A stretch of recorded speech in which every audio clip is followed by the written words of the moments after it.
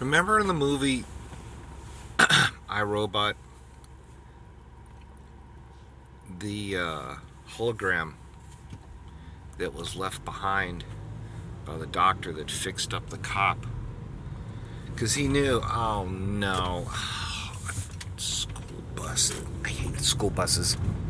This is how my window got cracked. It got cracked two different places, twice by a school bus. Not not the same one, but a different one.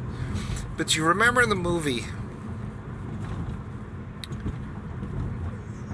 the cop, Will Smith's character, kept asking, "Well, what is this? What does this mean? What is that?"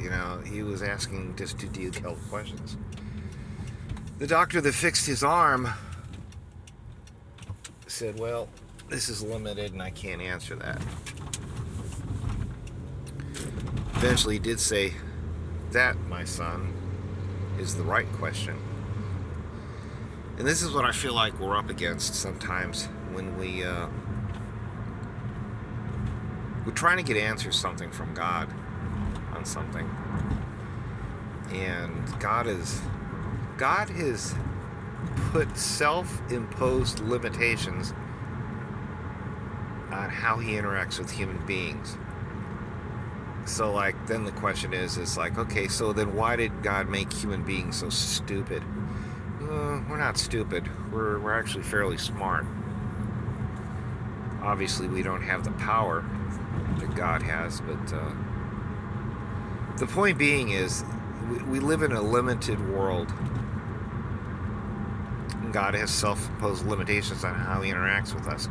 If He interacted with us directly, we would explode. That's the whole thing about no man has seen God with their naked eye. Not that I'm aware of. It's always a theophany or something. The only time we've seen God is in the flesh is Jesus. Because Jesus is God. But this driving to work, I'm thinking about all this. It's just, people at work they're just so dense. And they won't take my opinions. They won't. I suggested something in a meeting 5 different ways, 5 different times, and just nothing. So I'm driving into work. I'm trying to plan my day. I thank God I have a job, but I just don't know. I'm so ready to stop. I'm so ready to quit. Come home, spend time with my wife, spend time with my garden, spend time with my trains.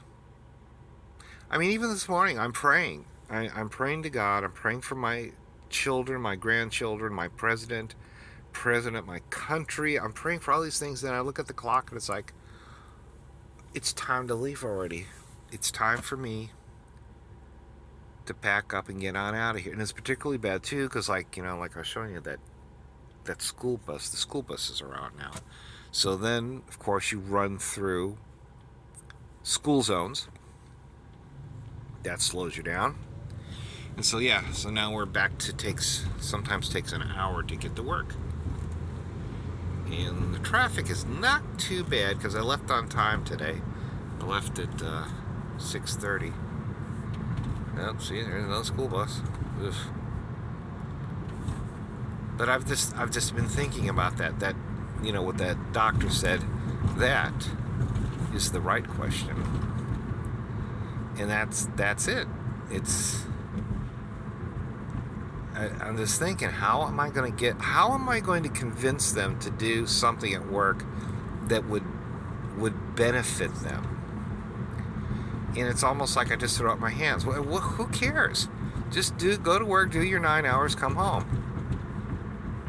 And of course, that's not inclusive in driving. That's my big complaint in life. The 2 hours a day that I spend, driving is lost time. And I'm old. I'm over 60 now, so it's all lost time. All this gasoline, wear and tear on the car, it's all lost time. That's why I want to come home. I absolutely want to come home and live out my days at home. One of my friends have been saying, well, be careful that you'll have enough money coming. I'll have enough money coming in to, keep the house afloat, but we ain't gonna pay the bills off. That's another epiphany I had the other day. Why am I rushing to pay my bills before I die? It's like when I die and I got open credit cards, who cares? I mean, so I'm gonna work 2 jobs. I'm gonna kill myself trying to pay off my credit cards. So when I'm dead and I'm in the coffin, there's, I'm debt free. I hear all these people, oh, I'm debt free. Oh, I'm debt free. Well, that's wonderful. That's great.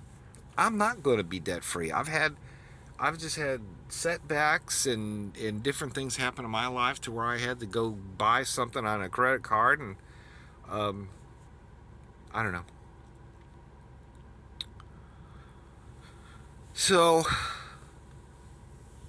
this Friday, no, not Friday, Saturday we get to go to a concert. Teresa has a concert. She wanted to go. We bought the tickets, and she's very happy about that. It's the I'm trying to think what name of the group it is. She plays the piano, and all the children in the family all play instruments and all that kind of fun stuff, and it's all just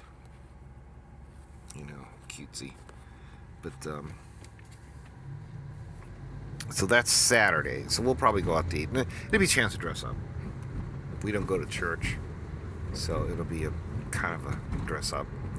Just hope that there's, pray that there's no terrorism or anything, because it's just this world is filthy evil. And then the next Saturday after that, last Saturday of the month, will be rodeo, and those are fun. I have some rubber boots that look like they're from the Southwest. I have a Southwest pattern on them, but it's not going to be wet because it's going to be the end of August, so can't wear those. Teresa has some nice cowboy boots. She actually has 2 pairs. Then we go into September. Still going to be like hot, maybe not flaming hot. Man, it was 107 degrees yesterday when I got in the car, and temperature didn't come down until I got back by the lake, which was 105. So all the plants just look, they're just dying. It makes me so angry. Everything grows up very pretty in the spring, and then you get into the summer months and everything's ruined. So September the 11th is the wine tasting out of town in Terrell. So what we're going to do there is I'm going to go. We're going to spend at least one night in a hotel, so we don't have to drive home, because this wine tasting is from like 4 to 8 in the evening. So I'm not certain. Teresa's just going to hang out in the hotel, but the hotel is pretty. It looks like there's some spots to take some pictures, so I'll definitely take some pictures there, and definitely take some pictures at the wine and cheese tasting thingy. Oh man, there's a bus there, for Pete's sake. I'm gonna get back over in this lane. My hope is we could spend a second day there, and Teresa gets a little upset because I cosplay. And to me, anytime I'm out, I'm going to cosplay, because we'll never be there again. So I do want to. I want to stay there a second day. And so maybe the first day I'm doing the cosplay. Second day, we do something. I'm dressed as a boy, so we'll just do that. Oh yay! See, I beat out that school zone. Look at that! Beat that thing out. But normally when I come through here, it's blinking. So I left early enough. Oh, okay. So I see now. It looks like it's 4 minutes to 7. So that's why I didn't. So I'm right on time. I'm doing good. If I can get through the town before 7, that's usually when the lights they turn on all those blinky lights, and you gotta slow down. But that was my thought. Asking them the questions. What question would I ask to get you to my point of view? And then I just keep telling myself, why are you stressing out about this? You're going to be gone in 9 months. Who cares? Just whatever. And it has nothing to do with you. It has nothing to do with me, right? It's like, oh, the whole process depends on you. It's like, no, process don't depend on nobody.